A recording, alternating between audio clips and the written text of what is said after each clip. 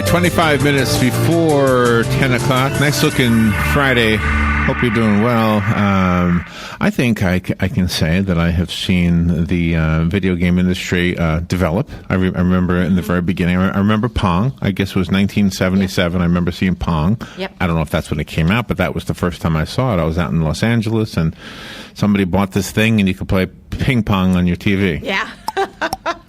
Back and forth. Well, now you go into like Best Buy or one of those stores, and you see these kids playing these video games on these huge screen TVs, and it's like unbelievable. I mean, things look so real and so amazing, right? So I go home after one of those visits that I just described, and I have a bug problem, okay, a real bug problem. Not an electronic bug, but I mean like roaches, okay? So I get out the Raid, and I'm on the warpath. And I'm thinking, now, this would be a cool idea for a video game. We'll call it Insecticide. And I'm thinking, I certainly have come up with a great idea. I'm certain this is, oh gosh, I have hit my pot of gold. Yes. Let me make sure nobody else has. I doubt it. Who could come up with... You know what? There is a video game called Insecticide. And you know what the difference is between Insecticide? It's like in some of these warring games, people are shooting and killing people, and it's just horrible. Yes. And there's red blood everywhere. Well, in Insecticide, it's pretty much the same thing, except you're an insect, you're shooting other insects, and the blood is green, and it's not so troubling, I guess, because it's basically just a roach.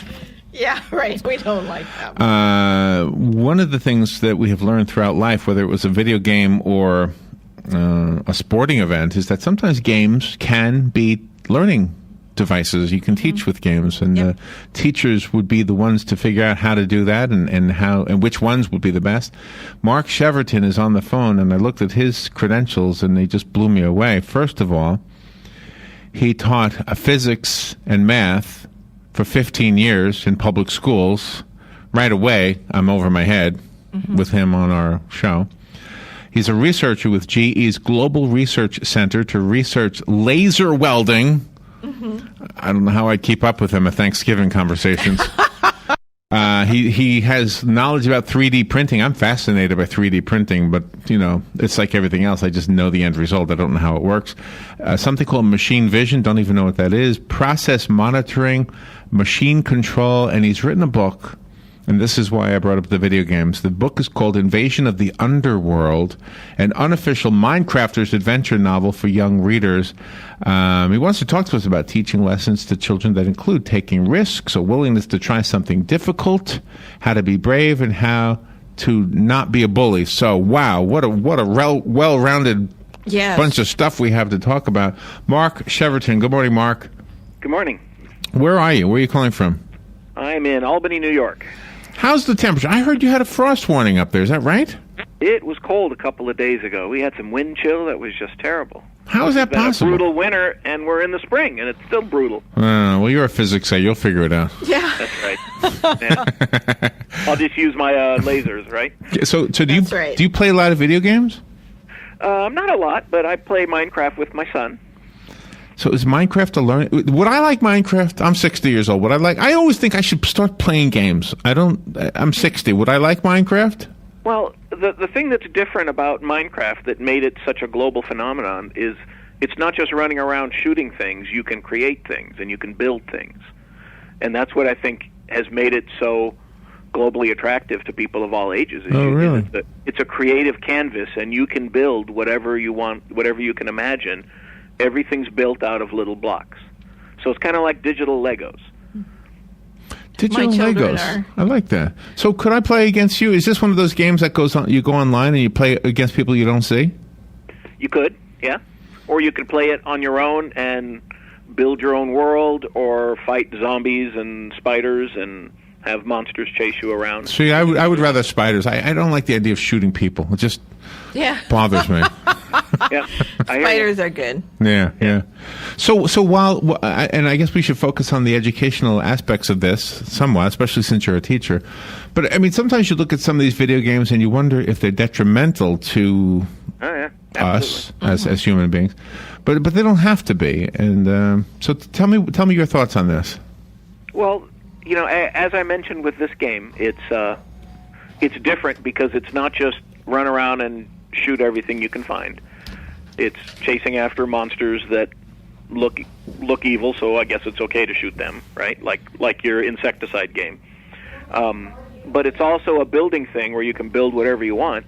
And in fact, a lot of schools have been adopting this into their curriculum because they can bring a lot of students together onto the same Minecraft server and teach about cooperative interaction, teach about building communities. There's economy things you can add into the game so you can create economies. A lot of schools, there's a number of sites that are using this as part of their curriculum now. Now, you've created a story based on Minecraft. It's called Invasion of the Overworld. I don't know if I mentioned that in the intro.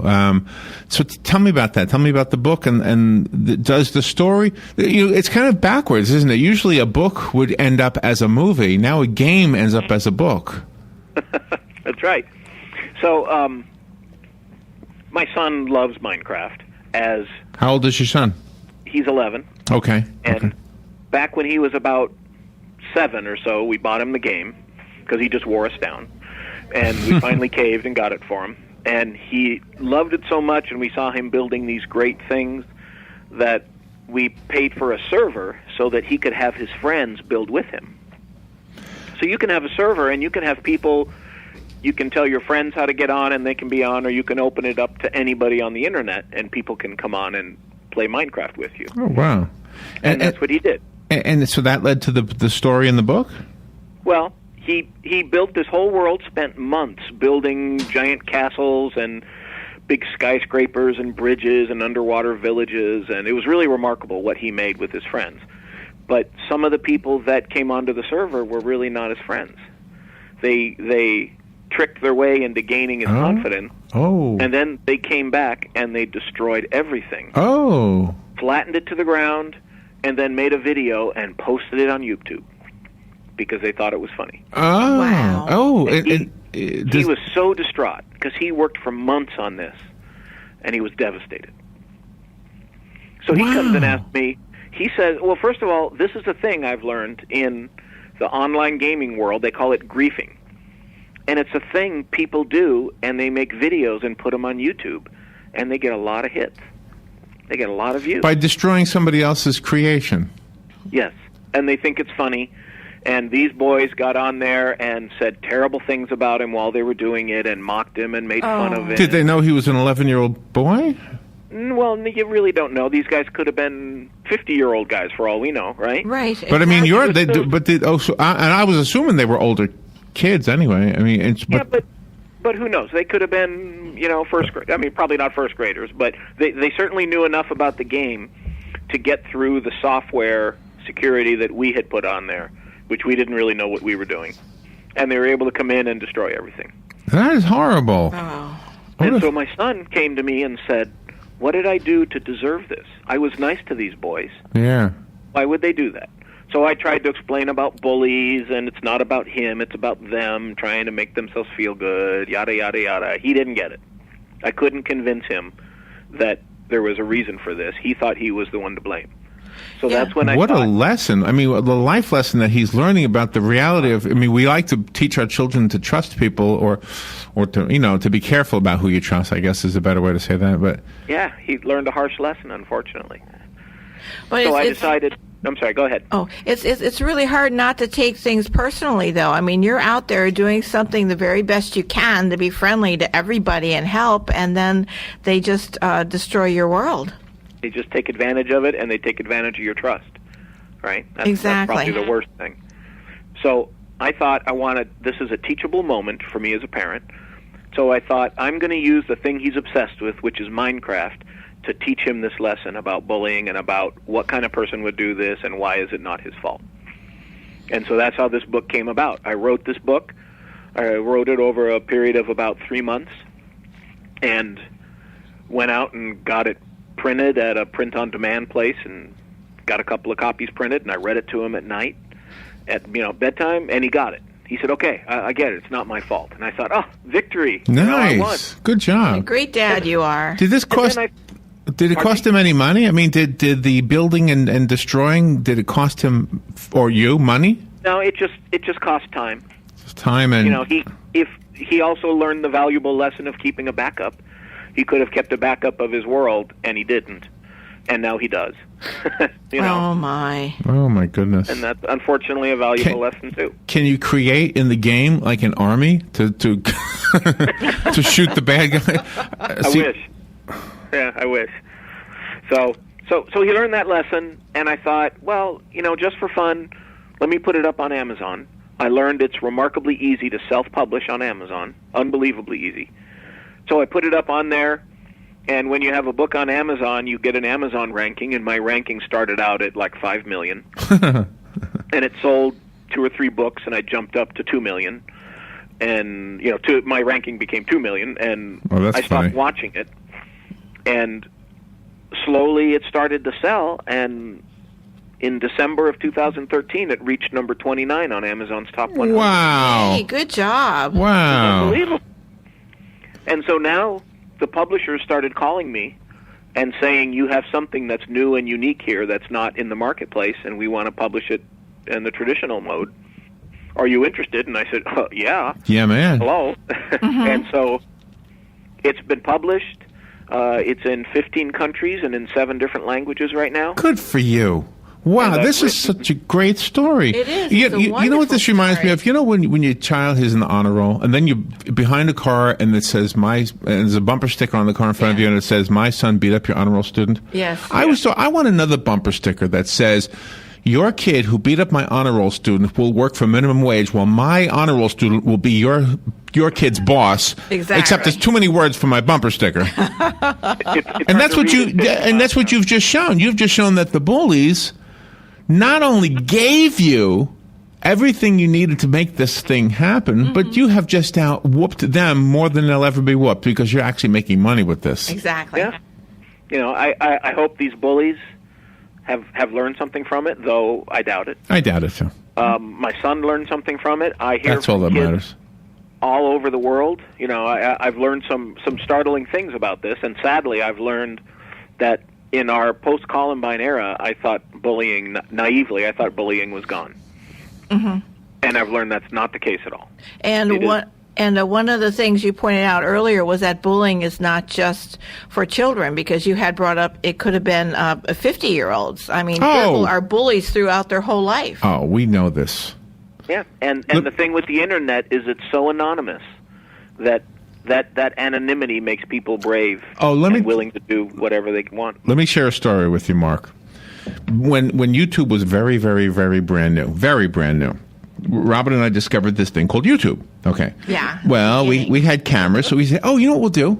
We'll take some pictures around town. This was before digital pictures. We had film, okay? Exactly. So we took our cameras, we went around town, we took pictures of everything in this little town called Ocala, and then we scanned them all, and we made a slideshow, and we called it Ocala Slideshow. We said, this is cool. And a little slideshow that shows our little town, right? That's right. We narrated And then we started getting these comments. You suck. I mean, and that's just tame. You wouldn't believe the people picking on us. Now, I have no idea how old they were, but we were 50-something, I guess, or maybe the late 40s. Yeah, late 40s. Whenever that YouTube thing started. But yeah.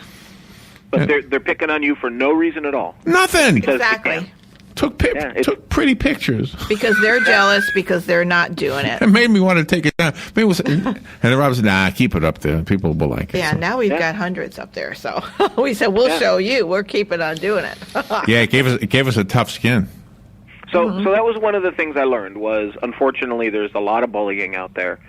The second thing I learned that was really surprising was kids started telling me, and there's a comment on my YouTube channel by a boy named Aiden, where Aiden says, "Finally, I like to read again. Thank you for writing." Nice. Oh. So I get a ton of emails from kids saying, "I love reading your books," from parents saying, "We don't have to force our kid to read 20 minutes a night. We just got to give them your next Minecraft book." And what a fantastic thing. See, right? based on what I know about you, my intuition tells me that your son is a chip off. What do they say? Chip off the old block. Yeah. In other words, you're a brain. He's probably a brain, and isn't it usually the brainy kids that get picked on for some reason? Yeah. Well, yes. They stand out as different, I think, and difference becomes a bully magnet. And the very thing that they're using was created by somebody with that kind of a brain. Yeah. Yeah.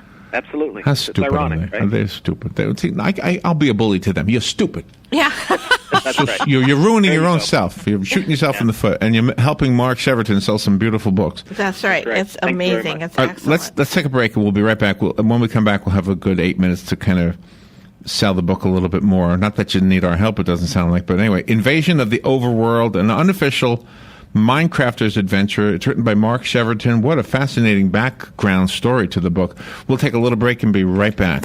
All right, 7 minutes before 10 o'clock. Thank you for tuning in. Mark Cheverton is on the phone. He's our guest. He has a book called Invasion of the Overworld, an unofficial Minecrafter's adventure novel for young readers. And if you were listening earlier, you heard the background story to this book. And if you didn't, then listen to the video later on that we're making, with a recording, I should say. It is a video, but Mark isn't on the video. You basically know. see the top of my head and Robin's pretty face.